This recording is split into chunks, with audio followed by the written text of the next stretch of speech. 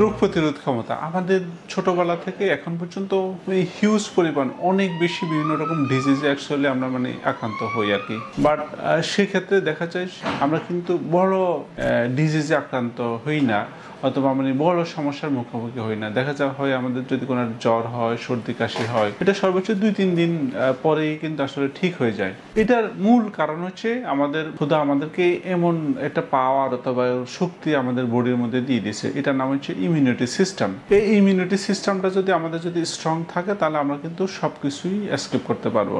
Immunity সিস্টেমটা কিভাবে developed হয়? ইমিউনিটি সিস্টেমটা ডেভেলপড হয় রেগুলার যদি লাইফস্টাইলটা যদি খুব ভালোভাবে যদি মেনটেন করতে পারে, বিশেষ করে আমাদের যদি heart, lung, liver, kidney, spleen, brain এগুলো যদি অনেক বেশি সুস্থ থাকে, অনেক বেশি অ্যাক্টিভ থাকে, তাহলে কিন্তু আমাদের ইমিউনিটি সিস্টেমটা অটোমেটিক্যালি বিল্ড করে।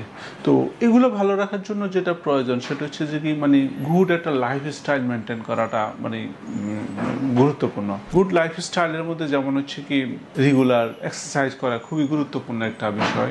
নিয়মিত স্লিপ, অ্যাডিকুয়েট ঘুমটা অনেক বেশি গুরুত্বপূর্ণ। অ্যাটলিস্ট আমরা 7 থেকে 8 ঘন্টা আমরা ঘুমটা নিশ্চিত করতে পারতেছি কিনা সেটা সবচেয়ে গুরুত্বপূর্ণ জিনিস।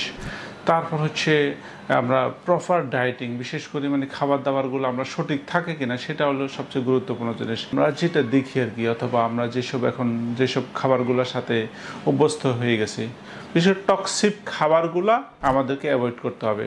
আর ন্যাচারাল যেসব খাবার যেগুলো আছে, যেমন আমরা দেখেছি যে গ্রামের মধ্যে যারা থাকে, বিশেষ করে আগের দিনে যারা ছিল আর শাক সবজি, ফলমূল, তার পুকুরের মাছ, এগুলো সম্পূর্ণ ন্যাচারাল ছিল।